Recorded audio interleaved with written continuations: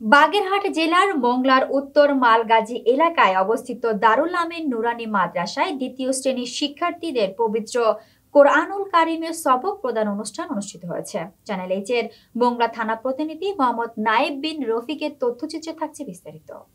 শনিবার 25 অক্টোবর 2025 সকালে মাদ্রাসা মিলনায়তনে এই অনুষ্ঠানটি অনুষ্ঠিত হয়। অনুষ্ঠানের প্রধান অতিথি ছিলেন বাংলাদেশের সুপ্রিম কোর্টের আইনজীবী ও assistant attorney general advocate Mohammad Moniruzzaman.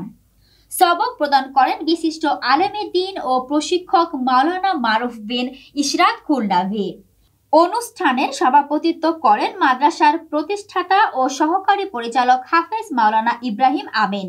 প্রধান অতিথি তার বক্তব্যে বলেন, পবিত্র কোরআন শিক্ষা মানব জীবনের সর্বোত্তম দীক্ষা। একটি শিশু যখন আল্লাহর বাণী শেখা শুরু করে তখন থেকে তার জীবনে নৈতিকতা, আলো ও বরকতের দ্বার উন্মুক্ত হয়।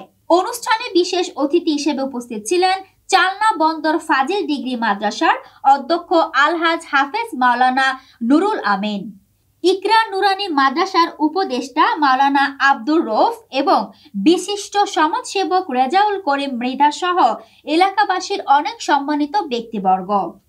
অনুষ্ঠানে প্রধান শিক্ষার্থীদের হাতে পবিত্র কোরআনের প্রথম সবক প্রদান করা হয়।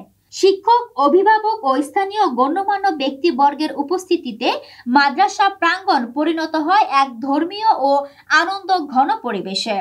অনুষ্ঠানের শেষ পর্যায়ে দেশ, জাতি ও ইসলামী শিক্ষার অগ্রগতি কামনায় বিশেষ দোয়া পরিচালনা করা হয়। পথ বলা হয়ে যায়।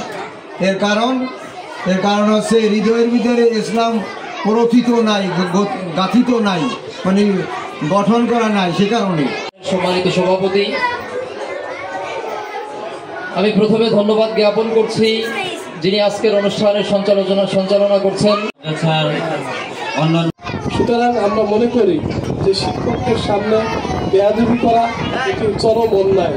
আমরা কখনোই আমাদের হুজুরদের সামনে কখনোই বেয়াদবি করতাম না। হুজুরদের দেখলে আমরা অনেক দূর থেকে ইহকালীন জীবনে তাদের জীবনের প্রতিটি ক্ষেত্রে প্রতিষ্ঠা করেছে। এরা সবকিছুর ব্যবস্থা করেছে। শাইতানির রাজিম, বিসমিল্লাহির রাহমানির রাহিম। তলাবুল ইলমি ফরিদাতুন আলা কুল্লি মুসলিম। আও কামা ক্বালা রাসূলুল্লাহ